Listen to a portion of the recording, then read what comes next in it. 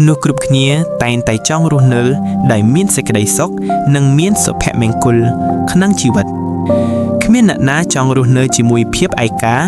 ឬភាពស្មុគស្មាញនោះឡើយតែជីវិតរបស់អ្នកធ្លាប់មានក្តីសុខពិតប្រាកដដែរឬទេហើយក្តីសុខនោះវាជាក្តីសុខបែបណា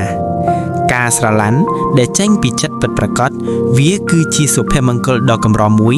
ហើយការស្រឡាញ់នោះហើយទើបជាសេចក្តីសុខពិតប្រាកដមាសប្រាក់ទ្រព្យសម្បត្តិឬអ្វីដែលជារបស់ក្រៃខ្លួនវាមិនបានធ្វើឲ្យជីវិតរបស់យើងរស់នៅពោពេញទៅដោយសុភមង្គលឬមានក្តីសុខពេញមួយជីវិតបានឡើយយើងឃើញគ្រួសារអ្នកដែលមានទ្រព្យសម្បត្តិស្តុកស្តម្ភយើងប្រហែលជាគិតថាជីវិតរបស់ពួកគេគឺមានសុភមង្គលខ្លាំងណាស់ប៉ុន្តែវាមិនមែនដូច្នោះទាំងអស់នោះទេគ្រួសារខ្លះមានទ្រព្យសម្បត្តិស្តុកស្តម្ភមានមាសប្រាក់យ៉ាងច្រើនហូរហៀប៉ុន្តែសុភមង្គលនៅក្នុងគ្រួសារគឺមិនមានឡើយ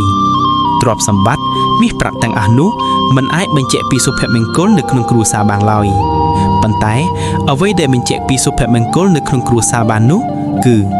ការស្រឡាញ់ពិតប្រាកដនិងការរស់នៅជាមួយគ្នាប្រកបដោយភាពស្និទ្ធស្នាលអត្ថបទដោយឈុនលេង